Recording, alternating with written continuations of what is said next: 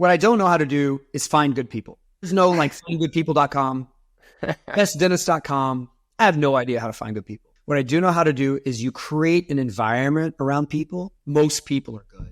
You got a crooked smile, well that don't bother me much. You double over, working double time, you double tough. I'll just shine it up until the sun hit like a glare. I gotta dare, get the fuck up out the chair. Meet Dr. Scott Leune, a powerhouse in the dental industry and an expert in helping dentists succeed.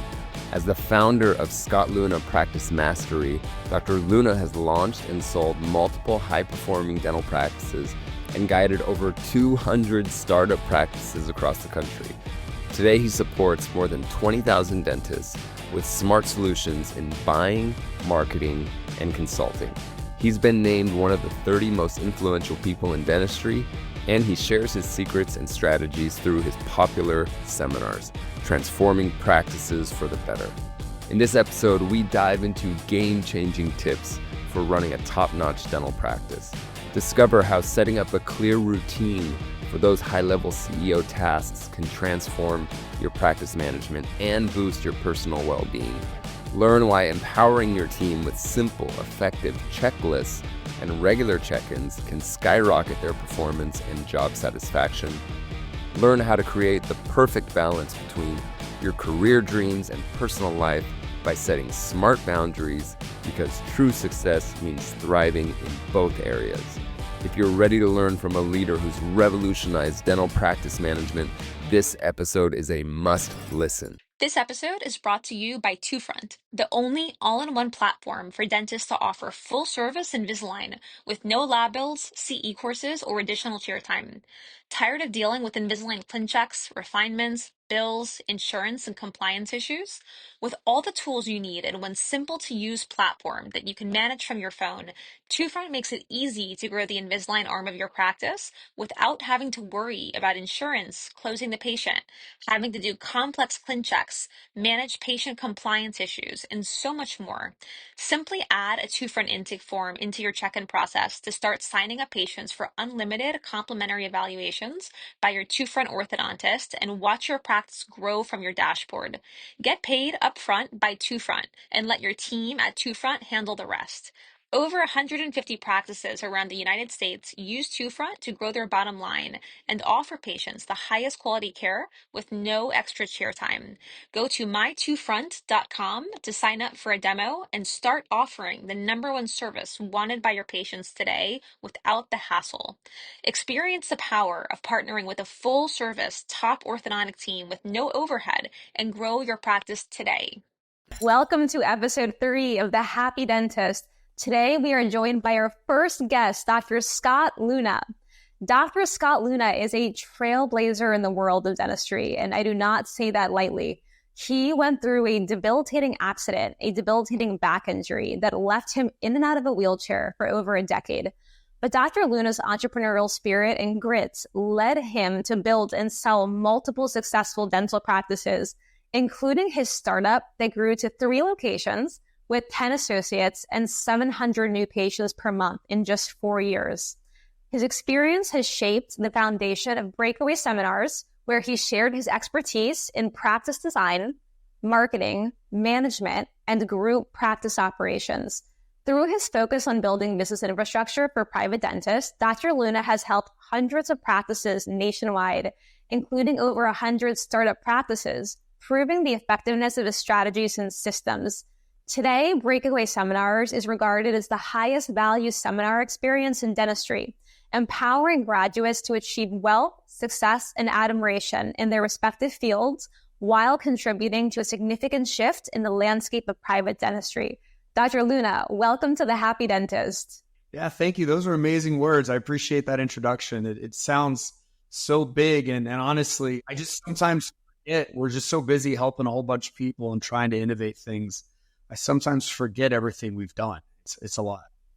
Well, we're so honored to have you. We are really talking about who was our first guest, and we are so excited to invite you and so excited to hear that you were able to be our first guest. So listen, before we dive into the meat of things, I wanted to ask you, when did you start singing? In middle school, I picked up a trumpet And it was almost like I was like a prodigy on trumpet. I was ranked in the state as a middle school student. And then I blew out my knee playing soccer. I couldn't march in high school. And so I taught myself how to play piano while I was recovering. And ultimately, I became a professional piano player. Eventually, I toured the country with big name artists, and I wrote some songs that ended up on the radio, and I played on some albums. I was kind of in the background. I wasn't necessarily a singer, but I did sing harmonies for all of the people I played with. And that was a whole big life before I actually decided to go to dental school. When my college professor for trumpet and piano told me I was a fool to study music because I was already making more money than he was. That's funny. That's crazy. And I mean, you're joined here by Kyle, who's also a musician. Yeah, I had the same experience, touring musician and making money as a musician. I was in like rock bands and metal bands. So one of the bands that I was the original bass player, they were in Jakarta, Indonesia, playing some giant rock festival. So yeah, it's kind of funny. I tell you what sped up my departure from music is finding the love of my life and marrying her. Being married and playing music till 4 a.m. and having all the craziness that comes with being a musician just didn't really fit too well after that. Looks more like a life for a dentist. That's right. I'd like to jump in because it was one of my ideas to bring Scott here. And I started following Scott when I was in my residency in Brazil. So in 2010, I think. And I was big on reading Dental Town. I would come home from my residency. I would read Dental Town until I fell asleep, basically. And Scott turned into this micro celebrity on Dental Town because he was this young guy. He got out of school. He started 3 practices. He had this idea on design. He had this idea on systems that was so different and so understandable. That was what was so interesting, was when you boiled it down, a lot of what he was saying was so basic, but it was something no one had ever talked about. One thing that I remember, because I've taken Scott's courses, as soon as I got out of my residency, I had been reading Dental Town for so many years, I came back and said that was one of the first courses that I was going to take and I was to spend my own money on. And we still use his concepts. We still use some of his handouts to date in my practice in Beverly Hills. But little things like the financial agreement and making it easy for people to make a choice. It was like, do you want to pay in full and get, I forget what it is, get some kind of a discount? Do you want to pay in 3 payments and this is how much it's going to be, or do you want to spread it out? And it was just so easy how he made it. And I really just have to thank Scott because I think that's one of the reasons why our practice has been successful. And then, I got to know him over the years. He ended up starting many other practices and we were able to reconnect the last few years. So I've just been such a big fan and I'm glad that you're here, Scott. Kyle, I really appreciate the kind words. And it's great to hear that because there's a lot of people I teach I don't get to follow. I don't get to hear from again. Some I do, but it's always nice to hear some feedback and some follow-ups. Thank you. Yeah. And I think Christian knows this too because he learned this with DSD. You also have a lot of people that take courses and don't actually implement it. They take course and just say, oh yeah, that's pretty cool. And they get home and never actually implement it. And that was the opposite of me and my partner. We did everything to the T. We got open dental because of you, really, and made that as dialed in as we could. And yeah, the systems, I think, are what really allowed me to do a lot of the other things that I've been able to do outside of my practice.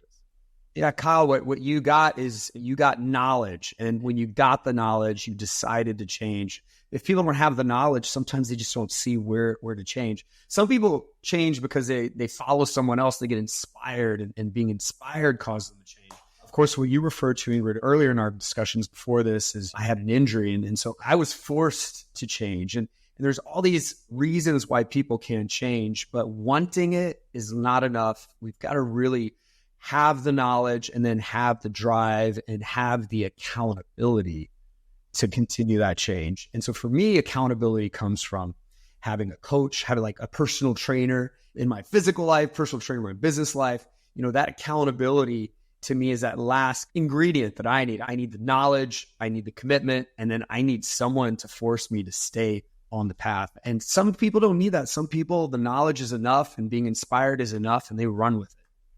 I definitely need both of those. I think one of the reasons why we were able to bring our practice to be fairly successful was because I had a partner. And it was like, if I'm not there, Matt's going to know that I'm not there. And if he's not there, then I'm going to know that he's not there.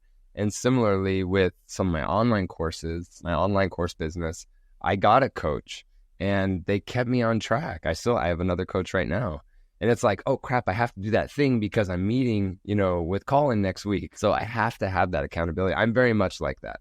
I kind of chill out if I don't have that accountability. So we are talking about something that I think it's very important, and I want to hear Scott's perspective on this. As an educator, as a speaker, we have challenge ones, that is articulate our idea in a way that people can learn. But that's probably only 50% of the magic. Afterwards, you need to find ways to increase the chances of implementation and execution of the idea. So you need to articulate and deliver a very good message that people are like, I like this, it makes sense. And then somehow you need to help these people to go back Monday morning and have a strategy of implementation, because great ideas are not enough. And you said it's very hard to change. It's very hard to implement. Each one of us, we find our mental tricks to try to stay on track and to change, improve, get out of our comfort zone. Usually I say that we only change through pain or through amazing vision. It's beautiful to change and improve through beautiful vision, but unfortunately we usually only change through pain. You mentioned something very big that happened to you. So I wanted to first learn from you, what was this big thing and how that forced you to change and to create something new? And then as an educator, what are the strategies that you use to help people after the programs increase the chances that they are using your ideas? Okay.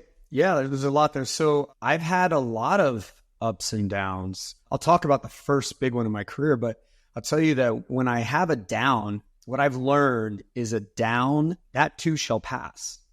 It will actually, all the ups shall pass as well. Everything will pass. And so a lot of times hitting kind of a low point is really the first step up the next path, the first page of the next chapter. And the learning we get from that low point kind of resets us in a much better way. And so there's always an opportunity when we have kind of a struggle or a low point to become a higher level in what we want, because it's forcing us to reset. It's the universe, it's whatever you believe in, kind of saying, hey, that door closed, but you got to go down the hall. There's another one that's better. And we might never go down that hall if we are just stuck in mediocrity. If we don't have any pain every now and then, we just kind of can have a career barely good enough to hold on to, a marriage barely good enough to stay in. And that is a horrible life that we can get stuck in for a long time. So these painful moments kind of reset us, and we can look at that reset as, all right, like now I'm going to do something new. And it's exciting to do something new too. We get energy. We just have to get over our ego and our expectations. Because a lot of times we don't know what we should do next. The world sometimes pushes us in the right direction. Now, what happened to me early on is so, I got out of music. I went to dental school. I graduated dental school and I decided to open a practice from scratch right out of school. And by the time it opened, I was almost $1 million in debt. I was newly married and had a brand new baby. A couple months after I opened my practice, I had a severe back injury. I broke my back in 4 different places and it crushed a bunch of nerve roots that went to my lower body. It did not cut my spinal cord, so I was not paralyzed. But it was so painful that I couldn't sit, I couldn't stand, I couldn't lift anything, I couldn't bend over, I couldn't lay down, I couldn't sleep, I couldn't think, I couldn't dance, I couldn't hold my baby. It was like an unending suicidal level of pain. And I could not find relief, and I could not find a surgeon that wanted to operate on me. So I was kind of stuck, but I was young, I was energetic, I had a brand new business, a brand new wife, a brand new baby, a brand new house, and I had all these brand new debt. I had all these things that forced me to kind of focus on taking care of. And so I decided to pull out of the chair because I couldn't be a dentist. And I had an associate by month 6. I had 3 associates by month 12. I had 3 locations by year 4. I sold for millions in year 5. That path was incredibly chaotic. I didn't know how to be a dentist. let alone how to employ a dentist, let alone how to manage offices, or even how to like run a business that can process 700 new patients a month in a ethical way that's productive and profitable. So I was forced to kind of go through 10 to 15 years of learning a year with this kind of volume. When you have that kind of volume, it exposes very quickly the weak points of a business, the weak points of your life. And if you don't have a lot of volume, you can kind of get by with weak systems. You can kind of get by with mediocre choices. When the volume goes up, that's a test. That really tests how strong your systems are. So when I started solving these problems, looking back, I was very innovative. At the time, I was just trying to like survive. And I was on Dental Town. I haven't been on Dental Town in a long time. I don't actually like a lot of things about that. But back then I was on Dental Town. It was a little different environment back then. And I was on there trying to share my story to seek help. I didn't understand or realize that what I was doing was so different, so unique. What ended up happening was it caused me to become an innovative entrepreneur focused on the systems, the business of dentistry. And I was able to have a large enough sample size to get to solutions much faster. I remember when you were just doing this yourself and the Dental Town community was begging you to teach courses, saying like, please teach us how to do this. Yeah, someone kind of came up to me and said, let's just do a course together. And I was like, okay. And we put together a one-day course. And I've always taught in my life. I was a soccer coach as a high school kid since. I was a tutor and I taught chemistry at a university. I was a gross anatomy tutor in dental school. I was a teacher. So I was also always performing music. And in a way, I've got some autistic tendencies in the way I think in outlines, and I remember odd things, and I completely ignore certain distractions. And so that kind of combination kind of came together and made me, I think, a really good teacher early on. Being able to teach is one thing. You almost have to have an immense maturity in the content, a whole lot of experience to the point that you don't just know it, you have real empathy of the person's life you're teaching it to, so that you can teach it in a way that becomes very simple. It's shortcut for them to understand and do. And I had that empathy because here I am struggling with my life to be in dentistry and having massive volumes of patients. So on accident with grit, I kind of ended this first little phase of my career building and selling these offices and making millions, but also understanding some new innovative concepts and being able to teach it. And that's when Kyle probably learned our stuff. That stuff, when I think back to it today, was very immature compared to what I now know and do. Because today I'm connected to 20,000 dental offices. I've helped build and been part of more than 300 startups. I've had 7,500 employees before. So I'm a whole different kind of knowledge base now. And the problems I'm solving are different. I apologize, I'm rambling a little bit, but that was kind of the beginning of my story. I think that we really want to know what is new and what are the latest strategies and how you can summarize this, because I was just commenting with you that my son that is in business and is part of the DST company just did one of your courses. I think it was the entry course, and he loved it. We are constantly trying to see how we can help dentists to succeed financially, because what I realize is that all our super cool ideas on digital workflows and comprehensive diagnosis and interdisciplinary treatment planning powered by technology and complete communication systems to make better decisions and integrate better the work with the lab, everything is super exciting. But if you are not healthy financially, you're not going to have the time and the energy and the money to do what is right to collect the return on this investment right around the corner. So one of the barriers for DSD implementation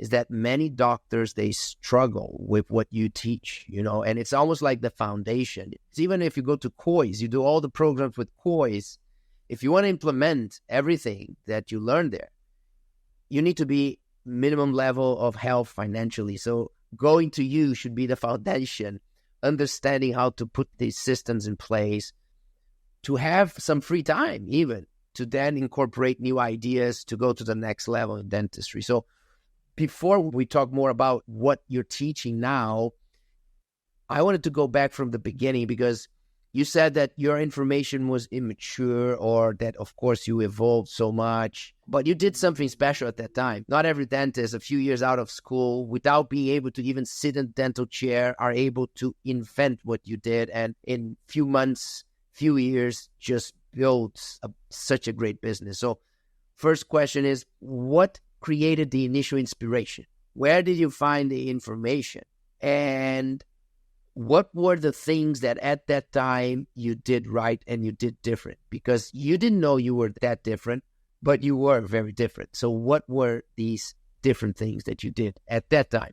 What inspired me to open a practice from scratch instead of going to residency was reading a lot of business books my senior year at dental school. I wouldn't point to those books and saying they inspired me after I broke my back in what I was starting to create. I didn't have anything to inspire me. I was in crisis management mode of life, of business, of money, of health. And I was not trapped in a way of thinking from having already been a dentist a certain way for 10 or 20 years. So I didn't have all these assumptions. We normalize things as we get to become an older dentist. We normalize a schedule being stressful. We normalize it being difficult to manage a team, or we normalize that it's hard to bring in new patients and have them say yes. I didn't have all of those assumptions. So I came in with a clean mind that was desperate to make this work. And I was very focused. And so I was solving problems one thing at a time. And you know, a dental practice is a machine of like 100 different gears. Or you could look at it like there's 100 knobs you could turn. You can turn them up or down. You could turn case acceptance up or down. You could turn no-show rates up or down. There's a recipe to turn it one way or the other. There's an action. And so I was going knob by knob by knob, because as I'd fix one, I'd have to go address two others. And I spent 4 years doing that. But what did I really do? I innovated how to run this machine to make it go fast, fast, fast, fast, fast. Problem is, what I didn't know at the time is that I was getting really good at doing the wrong thing. And so many of us focus getting really good at doing the wrong thing. We get really good at winning the wrong game. And what I mean by that is, I think when I coach dentists today, really the first most important thing is understanding how to prioritize your happiness in life and your needs in life. Whatever leftover time you get, the crumbs of time that are left over from life, that's what the career is going to get. That's going to build the box the career sits in. That is so important to having the energy and the reward from your career. Because what we don't want to do is we don't want the career to become our life. We want the career to fuel a life. And so we got to build boundaries around that career. Otherwise, that career will eat away our life. Once we have that box, then when we think about what's it like to be in that box as a dentist owner, well, you got to be a dentist and you got to be a CEO. As a CEO, we got to manage financials, we got to manage operations and people. Operations, those are the 100 knobs. The financials, that's how you spend your money. That has to be managed. And the people have to be managed. And there's recipes for the people as well. As a dentist, we need to do dentistry that we love, that we become passionate about. We learn new things. We get in deeper technology where the dentistry itself is an aspect of joy. However, if we do too much of that, too much of anything becomes a burden to our life and burns us out. That's why, again, making a small box around our career is so important. And that small box, a dentist that is just decently good at managing that should be able to take home $1 million take home pay every single year as an owner dentist. And that is the first goal I have for the people I particularly, like the small group of dentists I coach one-on-one. My first benchmark for them is, let's get you to take home $1 million in a box that makes sense, and so that you've got the rest of your time for your life. When you start with that idea that we're going to manage people, financials, and operations, and we're going to love dentistry, and we're going to have more time than what we know to do with for our life, it causes you to make much different decisions, causes you to make bigger investments in certain things, and you say no to a lot of other things. And it's amazing what the mental blocks we have. Like, do you want to drop your kids off school every day? Well, then start working at 9. Do you want to pick them up every day? Stop working at 2:30 and do it now. What are we waiting for? I mean, I know that's a simple example, but why not do that now in our journey as opposed to saying eventually that would be our reward? And what's interesting is the more we work, the more hours, the longer it takes to get a full schedule.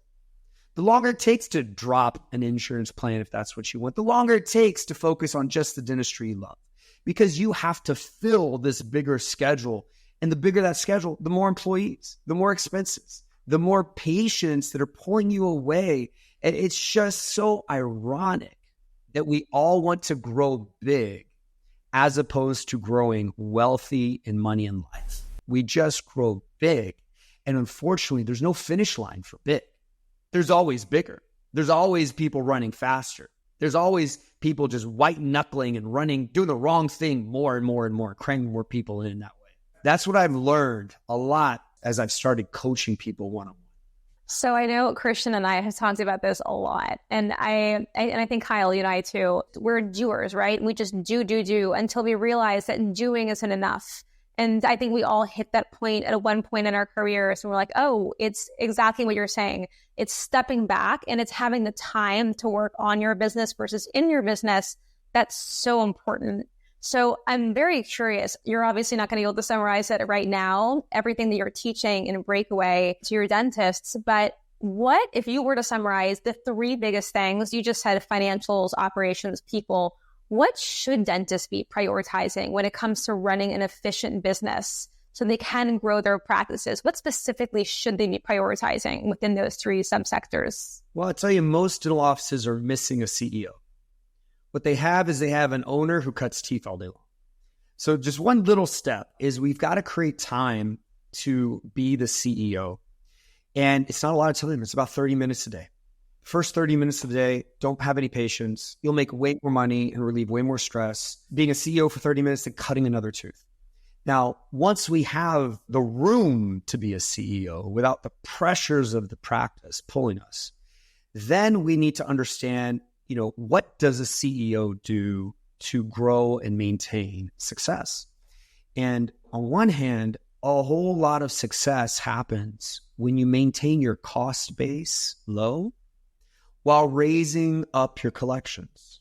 So have a team that's small, but you have healthy diagnosis and healthy case acceptance. So your collections are high. So you can take home at least half of what you collect. I know it's a very simple concept, but when you look at the knobs of that dental practice, there's definitely some very important knobs that raise your collections up that do not require more expense, more people. And I think a lot of dentists fall in the trap of growing by spending, growing by adding more staff, adding more ops, adding more locations, adding more dentists. And of course, that can also be a path. But the simple way to have this wealth financially is to choose decisions or pick a business model that maximizes your collections without adding costs. So we've got to keep our costs down. Having said that, my employees are probably the highest paid they've ever been in their lives. So keeping costs down doesn't mean cheapening our decisions. What it means is highly rewarding the important parts of our company and saying no to the additional expenses, right? And when we have that set up and those people know the recipes to convert more patients on the phone or the recipes to have patients say yes to perio and everything else they might need from the hygiene chair, recipe to have patients dive deeper into the treatment plan instead of just the first 2 appointments, those people generate a lot of collections. But, unfortunately, what a whole lot of dentists are missing is the retention of those systems, accountability, the ability to make it stick, to glue it in permanently. That CEO, the laziest way I know to be an incredibly effective CEO in dental practice is to have a checklist of the 30 things I need to audit every single day. It takes 15 minutes. And in every audit, If I can find something that wasn't done right, it's a wonderful opportunity to show my practice and team that we have positive accountability. And just me walking around and doing an audit is a physical reminder to make sure that we go to the end of that detail that we have to do in our job. And so my ability to audit causes them to have an environment where they become their best. Almost like I'm a personal trainer to their job every day.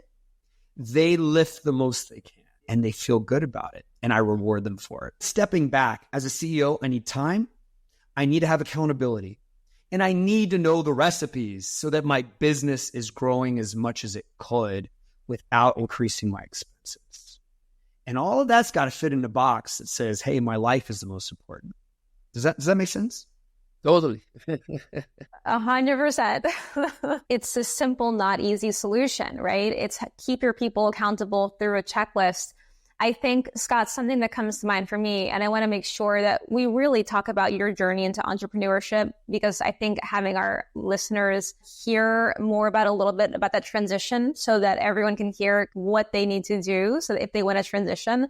But I just wanted to double down on that real quick because it's easy for some things, right? Like that checklist, it can be numerical for some things, but that recipe, it's a lot less easy for the non-numerical parts of your business. Ones that are like customer satisfaction, for example. I mean, that one can be numerical. What if a practice isn't running their verification of benefits process correctly?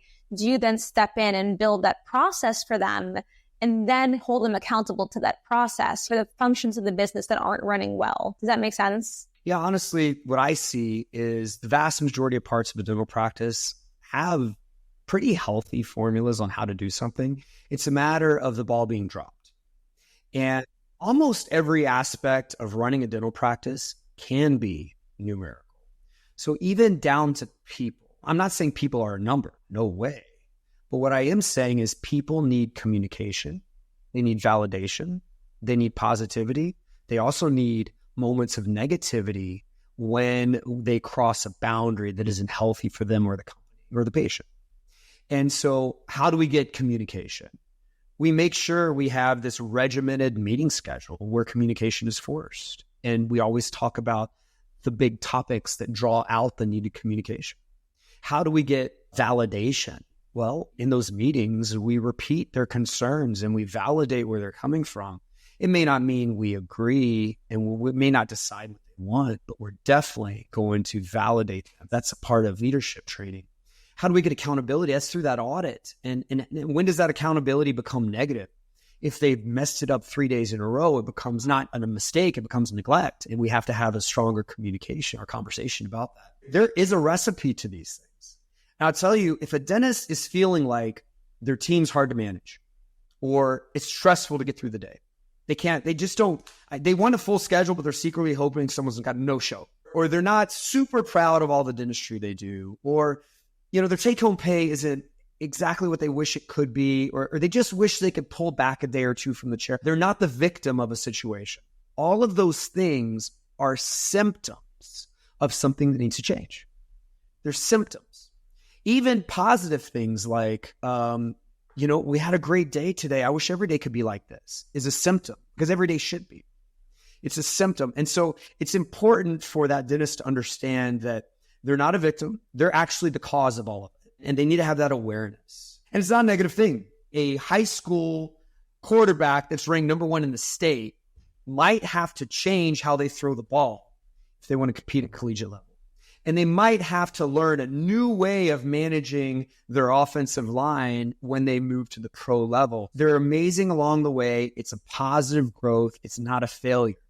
So all of these negative things we can feel are symptoms of something that needs attention and a change. You mentioned earlier that a lot of people go to courses and they get all the information, they don't do anything with it.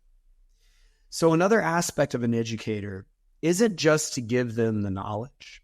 It's to reveal their pain. It's to inspire them. It's to let them know they have everything they need. They can do this. They've been given in their life by the people that support them and by the the painful experiences they've had, they've been given an opportunity where they can do this. One thing I like to remind people of is the you like 10 years from now would give anything to be the you right now, to have this all over again and make a decision. Don't disappoint the you 10 years from now. Put this into perspective. All it takes to do something. This episode is brought to you by TwoFront, the only all-in-one platform for dentists to offer full-service Invisalign with no lab bills, CE courses, or additional chair time. Tired of dealing with Invisalign ClinChecks, refinements, bills, insurance, and compliance issues?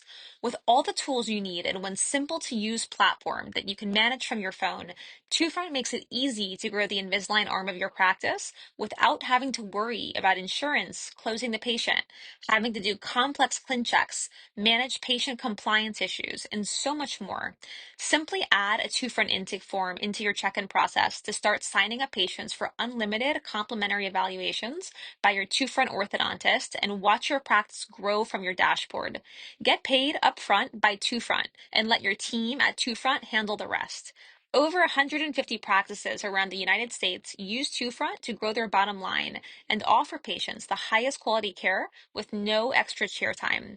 Go to my2front.com to sign up for a demo and start offering the #1 service wanted by your patients today without the hassle. Experience the power of partnering with a full-service top orthodontic team with no overhead and grow your practice today. Something new is to start walking. A lot of people get stuck because they analyze, they wonder, they worry. A simple example is a kid that needs to learn how to ride a bike. No matter how much they analyze it and read about it and watch it, they'll only learn half of it before they actually get on the bike and start pedaling. And what happens? They fall down a few times. But then there comes a tipping point where they'll ride a bike for the rest of their life. Doing something new has pain. You'll never be prepared. You'll never be ready fully. Getting ready happens while you're doing it. And you got to pick your pain. Are you going to have the pain of the current career you got for the rest of your life, or the pain of going through a change? Are you going to have the pain of letting go of someone that's a bad fit and being short-staffed, or the pain of keeping them, right? You pick your pain. Don't focus on picking your reward. Pick your pain. Make it the smart pain that gives you a reward, not the long pain of just mediocrity and the lack of change and becoming a victim of everything. In dentistry, though, we're all engineers. So I find that if you give people a whole lot of knowledge, a whole lot of how-to, all the recipes, it inspires them. They don't need a whole lot of life talk and things like that. So my courses, for example, have 400 pages of just recipes, how to turn every knob. That's really inspiring for people. But some people run too fast with that. And I think maybe Kyle might have been like that. They take that and they push and they push and they run and they grow and they burn themselves out. And they trick themselves into thinking this is success. And they forget that the career is just fuel for the life. They forget to build walls around that thing so it doesn't eat them away. Yeah, Scott even has how to make a checklist that I learned from him, which is take everything that's happening in your practice, everything you can think of, from cleaning a chair to ordering this to locking the door at the end of the day to turning on the compressor, and then figure out, does it need to be done once a day, twice a day, once a week, once a month, once a year? And then you make these checklists based on this. We've created our own checklist from this concept. We still did this. It was such a recipe that there was a recipe on how to make a recipe almost. Real quick on the checklist thing. Anyone can check off a box without doing a damn thing. So a checklist isn't proof of anything I've done. But what a checklist does do is it gives you a very healthy moment to say, what's the perfect way to be a scheduler? What would the perfect scheduler do every day? And then when you hand that to your scheduler, they no longer need to remember 40 or 50 things a day. They don't have that emotional strain and the subconscious trying to stay on top of everything. All they got to do is remember to look at one sheet of paper. And if you're sick, anyone else looking at that sheet of paper picks up where they left off. And there really is something valuable about freeing up this subconscious kind of emotional stress that happens just by trying to juggle and run and remember at the same time. So these concepts of a checklist almost have a domino effect throughout other aspects of the practice. But without the audit, the checklist means nothing. No one will use it without having them pedal and fall off that bike a few times and auditing them and picking them up until they're riding that checklist. You have to audit. That step number one from everything you said is to separate the time, even without knowing what you're going to do, right? I'm going to just pretend I know what to do. I'm just going to put some time every day to think about it, and ideas will start to come, and I'm going to start to learn and look at my business besides doing the dentistry as a clinician. Christian, real quick, if you had to collect 1.5 million a year off of 5 days a week of work, you're going to think one way. If I said, Christian, come up with how to collect 1.5 million a year, only working 2 days a week, your mind completely changes in how you're looking at the problem and the decisions you end up making. Make sure you put boundaries around your work. You will make really good decisions when you're not drunk on time that you're dedicating to your career. When time is scarce, you make really good decisions. I have so many questions. I'm sure everyone here does too. I'm so honored to have you on our show. This is so amazing. It reminds me of something that I learned 5 years ago when I first started Two Front. I was lucky enough to get hooked up with this mentor, this Colombian mentor, who was the founder of two-factor authentication, sold to Twilio. And he told me that I used to work 24/7, 18, 19, 20-hour days. I was just like an energizer bunny. I was like, we need to solve these problems. And he sat me down and was like, Ingrid, you're never going to build a world-changing company this way. The best ideas come when you're not working. He told me, you can't work more than 12 hours a day, because it's outside of those 12 hours that your brain starts ticking and creates those world-changing ideas. And the second part that I wanted to mention is I'm a big believer in divine timing, even outside of the dental practice, right? Right now in my company where we are right now, we're at that like inflection point of scale. Kyle and I have been talking about this a lot. And it's one of the most painful things I've experienced ever. It's horrible. But this weekend, I was in yoga yesterday. I created this system all through YouTube. I was YouTubing like group goal tracking systems. It was 5 pages long. And I realized that I was just scrolling back and forth, highlighting like what the priority is. And there was too many. And this system is what allowed me to feel in my yoga class yesterday, I am in control. I am in control of my life now. So it's just such divine timing that you're talking to us about systems. And that system can go for a dental practice or can allow you to manage 7,500 employees.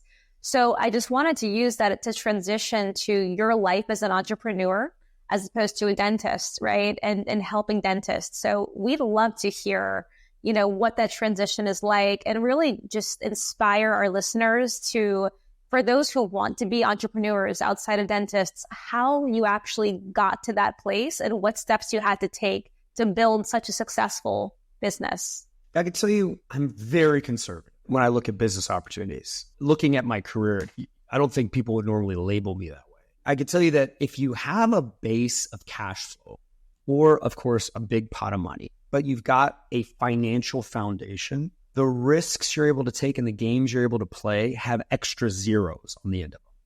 When you don't have that base of money, you've got a high level of risk for a lot less reward.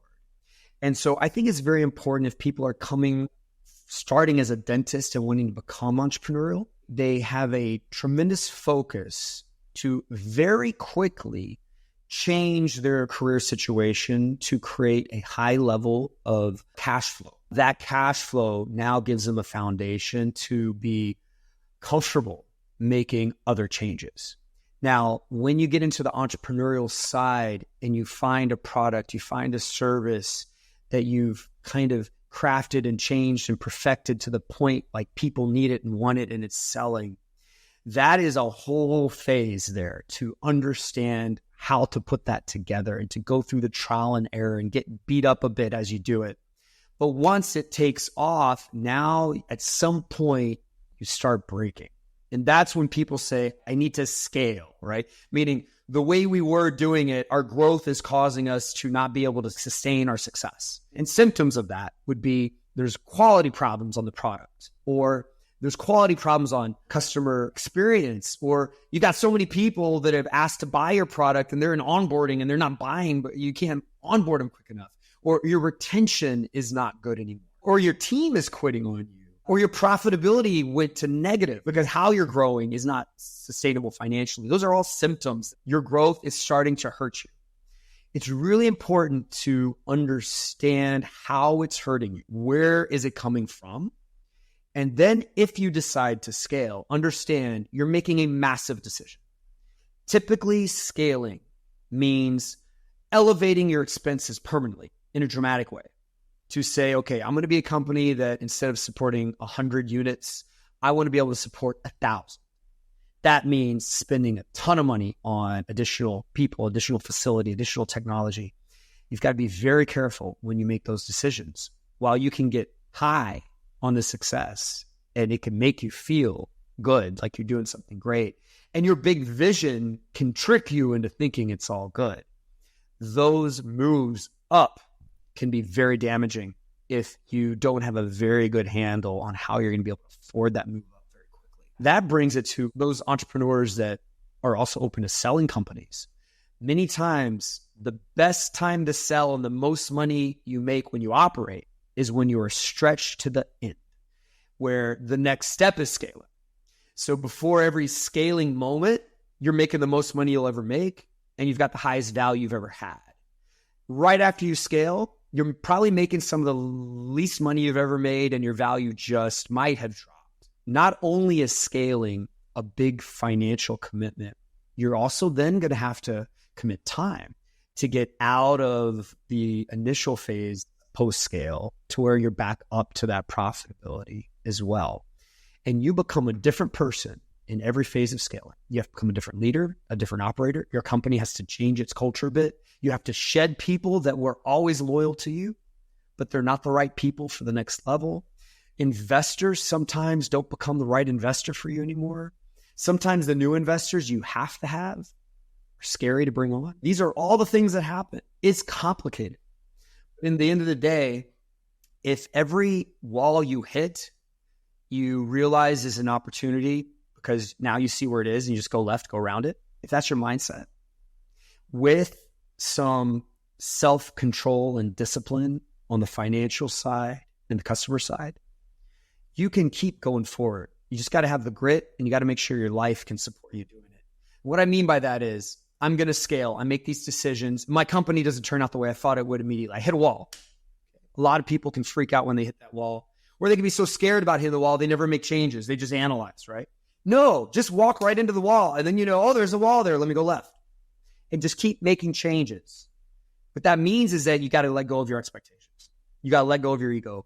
Just keep making changes, but always have a passion and focus on the financial side of your company and the customer side of your company. And again, your company can't eat away your life. The minute you start losing health or relationships because of this company, you have a lot less in you to give to the company. You're probably more valuable working half the time with a healthy life than those 12 to 18-hour days with an unhealthy life. You got to build boundaries around that company. You're teaching your dentist how to create successful practices, successful, happy lives.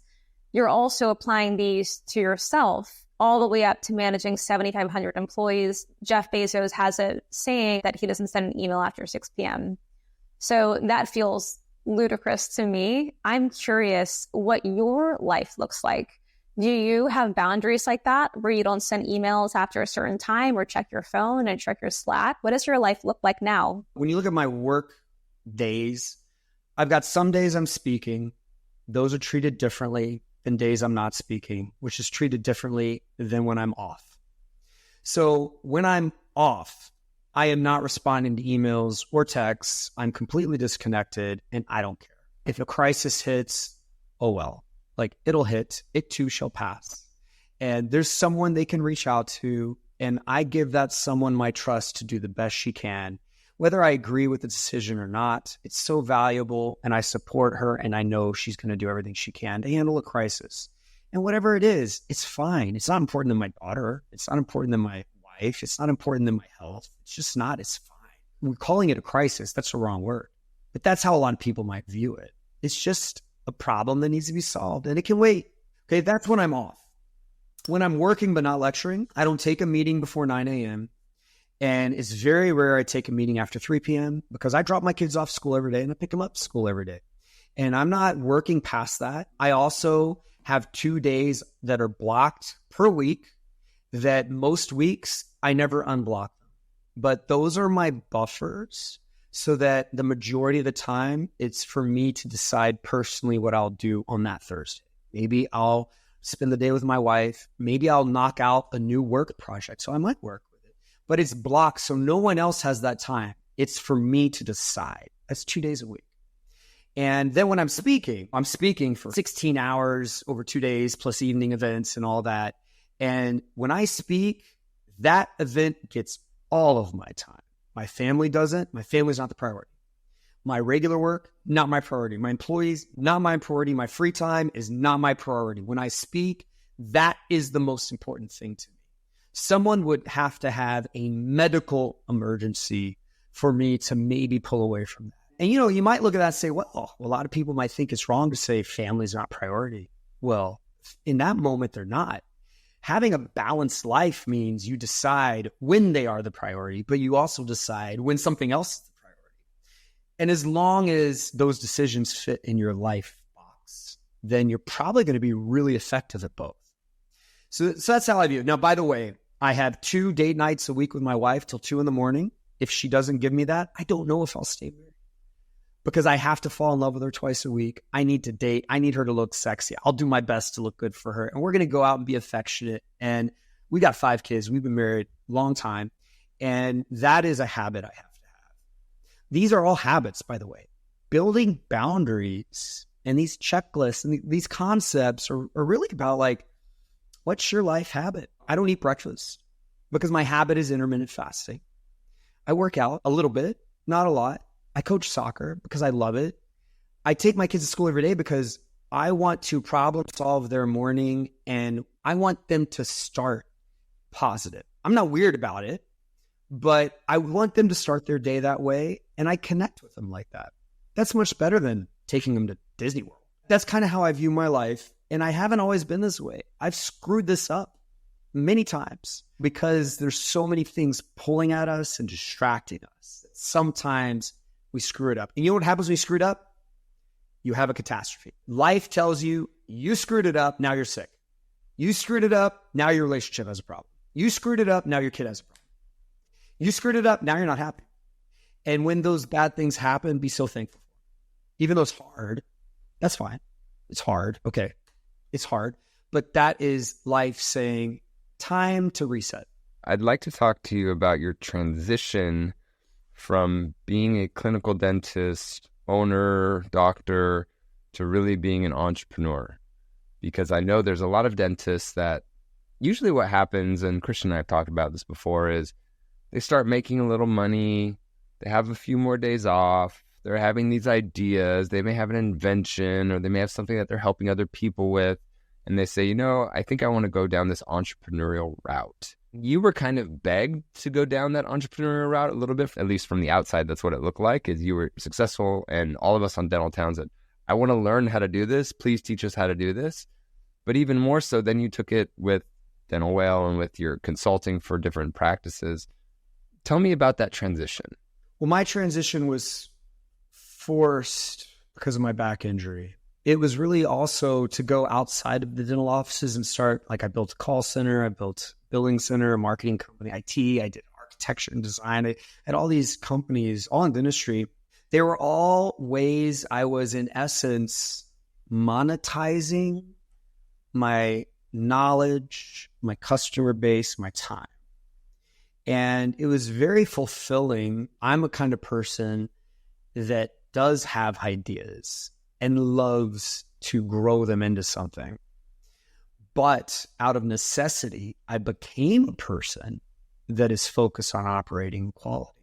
And normally those are two different people. Normally the big thinker and the starter doesn't really get the company or the idea up to it being a mature operation. And so I had to gain those skills. I screwed it up a lot. When I was entrepreneurial at first, I was just trying to do everything the same way. So if it took me 30 hours to manage my 7 offices in Dallas, then I was working 30 hours. I had another 20 hours for this, another 10 hours for that. I wasn't changing how I managed my company. I was just adding. with this thought that these are the dues you pay, right? But no, it's actually just an ignorant way of doing it because we're too scared to do something more thoughtful than that. What's easy is we just do it all and we just work hard, work harder, work more. That's how I did it initially. And I had quality problems. I had all these problems that are symptoms of not being the right leader. How many employees do I have today? I have 1, 2, 3, 4, 5 employees. I have 5 employees today. And I'm probably generating more profit on my operations, doing more impactful things than running around like crazy. And there's smart ways to scale, by the way. What I learned as an entrepreneur is that hire incredibly slow. Everyone says hire fast, fire fast. No, hire incredibly slow. Utilize fractional people, outsourcing technology off the shelf. Don't go build your own technology. Use the Lego pieces that are already out there and put something together that makes sense. Understand how to monetize it well and how to keep the customer really happy and how to have predictability. Those 3 things, monetization, happy customers, and predictability, are massively powerful, right? What harms things is trying to manage too much, spending too much, going faster than you can stay ahead of. So I think entrepreneurs need to go incredibly painfully slow with their big ideas. Otherwise, the speed of their growth could kill the idea, could kill the opportunity. I don't know if that makes sense. Total sense. You mentioned predictability. How do you create predictability in dental clinical work with hundreds of dentists working for you? Yeah. Well, of course, there's going to be aspects that will always be unpredictable, but you can create predictability. So first of all, one thing I was challenged with, so in my second phase, I opened a bunch of practices. They were doing really well, except the dentists weren't producing a lot. I said, okay, how can I create predictable production, no matter who the dentist is? And that's when I said, okay, if I change our payment options, do more patients say yes, no matter who the dentist is? If I answer the phone differently, do we get more new patients, no matter who the dentist is? Right? If I turn these knobs around the dentist, does the dentist lift up in success? That's the financial side.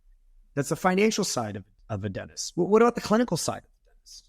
Well, auditing them is a wonderful way to, number one, weed out people that don't fit. But number 2, bring some accountability there. And the vast majority of dentists want to do well. And they either need some training on areas they're weak in, or they need to stop doing the dentistry they really don't like to do. And some need a little bit of accountability. And so we build that culture in a way by having clinical audits and by having training and by building so much patient flow success and case acceptance success that a dentist doesn't have to do what they don't like to do clinically. Because remember, something I said earlier was the dentistry needs to make us passionately happy. So if we're doing dentistry that's not making us passionately happy, we're either just doing too much of the dentistry that we like, the volume is hurting us, or we're not focusing on the stuff we actually like. A dentist that learns new things that make them happy and they do a reasonable volume of it is going to be a high-performing dentist typically. And I think that's why so many dentists want to go to more advanced training. They're searching for happiness and passion again, but also for this validation that I am a skilled dentist. I am modern. I am growing. And that's really healthy. Can the business support their desire to focus more on that? It should. We have to know how to operate the business to create the space to become a passionate clinician. And all that's got to, again, fit in a smaller box so that it doesn't start eating away at your life. What I don't know how to do is find good people. There's no like findgoodpeople.com, bestdentist.com. I have no idea how to find good people. What I do know how to do is you create an environment around people. Most people are good. You create an environment around them, they become performing good. Just like if you tell me I got to lose weight and get fit, and that's all you do, that's not giving me a good environment. If you have some pre-made meals and you give me a personal trainer, I'm going to become much healthier. That's how it is for dentists, for employees. We need the right environment. That's why coaching works so well when you really have a passionate coach, because that coach is creating an environment around you, the entrepreneur, you, the dentist, that elevates you. I think the key is in predictability is creating the right environment. It's not finding the right people. The wrong people will be very evident in the right environment. So not have the wrong people long term, but I don't know how to find the right people. Scott, when do you know that you've created the right environment? You know, if I had to like create a numerical thing, I'd say when your profit is what you consider healthy, and when your customer experience is what you consider good, and your team is what you consider retained and long-term. I think those are signs that you've got a good environment. But the problem is, here's the problem. When you have those three things, what happens to your company? It grows. It grows until those things start hurting. And that's when you say, I need to scale. And so sometimes there's this decision you have to make as a dentist. What if my schedule's so full? Now I'm having a hard time managing. I need to scale. Really? Maybe I need to expand, add 5 more ops, another dentist, more hygienists, more assistants, more front office, and more debt and more cost per month. Maybe. Or maybe I just need to drop the insurance plans and stop doing the dentistry I don't like, still have my little small box. Now I've got an even more loyalty. I've got even better customer experience. I've got even better financials, right? Entrepreneurs tend to not do that. Entrepreneurs tend to look at growth opportunity and they want to run with it. Mature business operators that are not focused on getting high on a vision, but instead focused on fueling a life, many times they say no to the growth and they just perfect what they have. I think a whole lot of dentists maybe should do that. And some dentists need to go conquer the world because that's what they're built for. But they need to know where those boundaries are. They need to know where the shortcuts are. They need to know how to make their time and money work really well, because there's good ways to conquer the world and there's ways that aren't good. I have one final question. You have a portfolio of solutions or of content and services to support dentists to succeed, right? It's very comprehensive. If people want to take full advantage of everything you have, there's a lot they can get in many different aspects, from financial management, marketing, even practice design, team management. You mentioned several of them.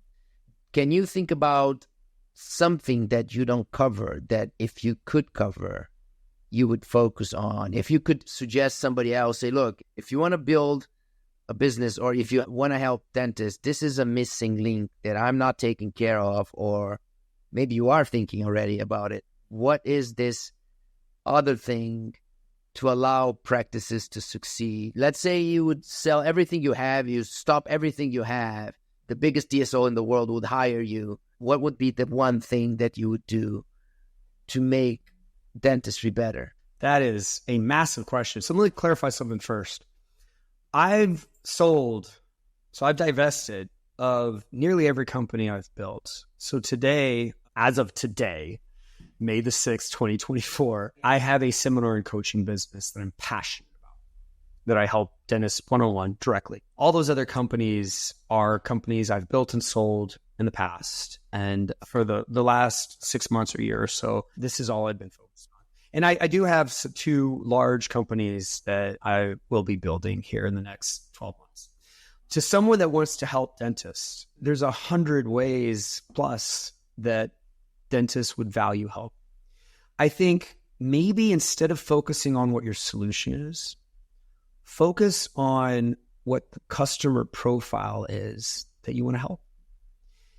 So, for example, do you want to help dentists in a certain country? Or do you want to help dentists in a certain business model, like a DSO or private practice, fee-for-service dentists? Do you want to help dentists that want to excel clinically? Do you want to help dentists that are looking to pull out of the chair? You want to help young dentists that don't even own a practice yet? I think that if you can go through an exercise of identifying a couple different types of dentists and then start thinking about their needs and also what you feel you could learn to do to help them that is monetizable, that might be a healthy brainstorming session to start. You asked me what's the one thing, and I don't know if I can answer that question. I can tell you that dentists struggle financially. They struggle with people. they really struggle with their own stresses, whether that's conscious or subconscious. And financially, how do you help them? That's through expense cutting and collections growing. How do you help them with people? As a whole list of things, but basically, simplistically speaking, it's training them to be a really effective leader and operator. And how do you help them with stresses? It's identifying those stress points and finding very innovative ways to remove them. But at the end of the day, even when you have those services, you have that content, you have that knowledge, part of what you have to do is get that dentist in the right place in their mind and their life to actually do something with it, to actually say yes and move forward. I can't answer your question, Christian, the one thing. I can tell you that all of us, if we had to come up with the one thing, is probably going to fall in the financial, the people, or the stress category. Of course, clinical innovations is always part of dentistry. Right? You're going to fall in one of those categories. And I think if one of those categories speaks to you, get deeper into who your potential customer profile is, and then understand their life so well that you are completely empathetic to what their life is and what it means for them. And only from that place can you really get a healthy solution that is going to be easy for them to say yes to. I love that. And I think to piggyback on Christian's question, pretty much is very, very in line. The one thing that you're mentioning about getting dentists in the right mindset to take action, what would you say dentists need to do, or how can we inspire dentists from a mindset standpoint to get into that place where they can take action? I think the most important thing is who they're listening to and talking to. Unfortunately, a whole lot of dentists are part of Facebook groups, and I joke around that if you were to ask a dental Facebook group a question, the answer you're going to get is going to be either politically correct or sensitive to the underserved, or it's going to be the national average. And so many times, the politically correct or the national average answer is not the answer that brings you success. So many times, the crazy thing that people haven't done or thought of that doesn't seem right at first is actually the right answer. I also tell people that when they go to my seminar, they hear me for 2 days. If they had someone like me in their life, they would end up in a different place. Who you listen to can inspire you. Who you listen to can teach you. Who you listen to can help you understand that you have what you need to do something. Who you listen to could make you recognize the pains you have in your life. And those things cost change. Your pain, having the resources, being inspired, and the knowledge. Those things cause change. Who you listen to, I think, might be the most important thing in changing for the better. And I would hope that who you listen to is a tiny list of people that have already accomplished 10x more than what your dream is, because they're coming from a place of high maturity and experience. They're not telling you things based on their theories. They're telling you things based on the scars they carry. Those are real. Mm-hmm. Yeah. I love this stuff. I've resonated with so much. I've heard you speak about a lot of this before, but I want to just summarize things that really resonated with me. I like that you talked about how your low point was a big reset. Same thing with me, a huge change for me. I'm so thankful that it happened. And I think it's easy to say that in hindsight, of course, because it's terrible to go through some of these challenges that we go through. But this is how great people are made. Setting boundaries with your profession, I love that. That's something I'm a very big proponent of that. Understanding the students' challenges, because many times they don't know what's bothering them. I think that is so specific. And I know Christian talks about that too.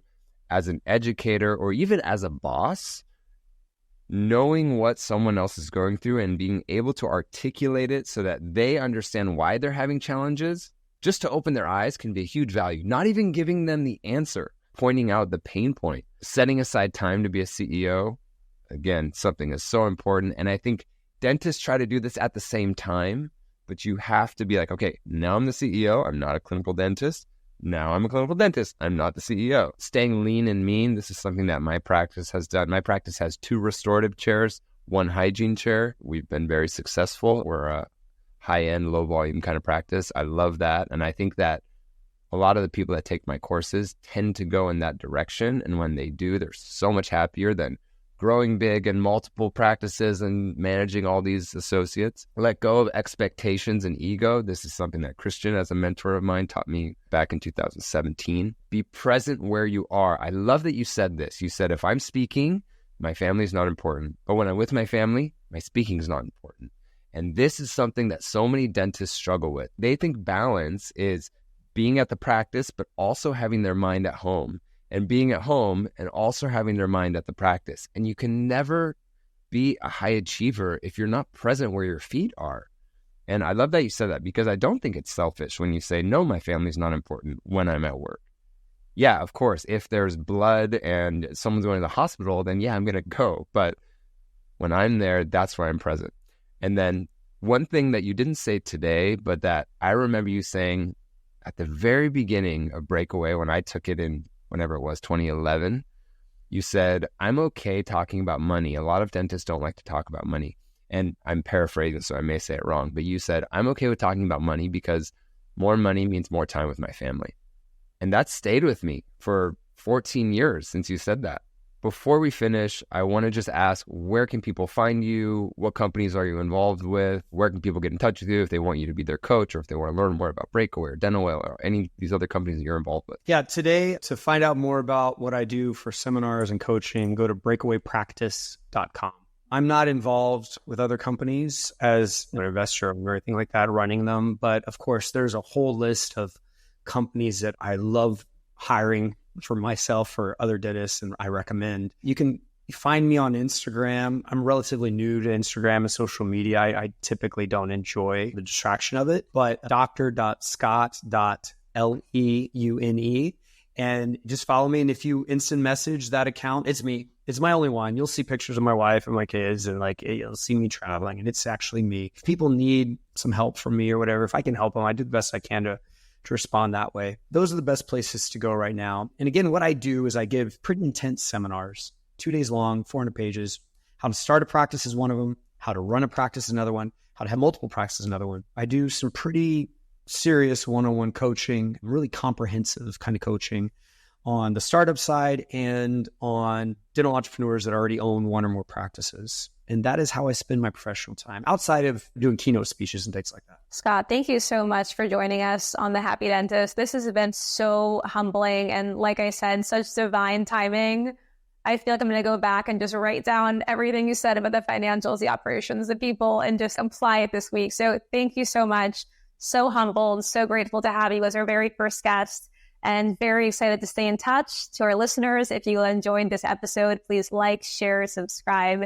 Kyle, Christian, as always, thank you so much for joining, for your time. I know everyone here is super busy, and I'm very excited to add this value to our listeners. So thank you. It was amazing. Thank you so much. Get the f up out the chair. Whoa. This episode is brought to you by TwoFront, the only all-in-one platform for dentists to offer full-service Invisalign with no lab bills, CE courses, or additional chair time. Tired of dealing with Invisalign ClinChecks, refinements, bills, insurance, and compliance issues?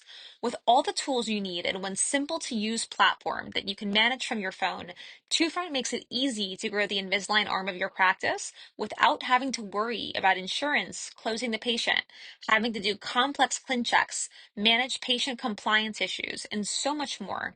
Simply add a TwoFront intake form into your check-in process to start signing up patients for unlimited complimentary evaluations by your TwoFront orthodontist and watch your practice grow from your dashboard.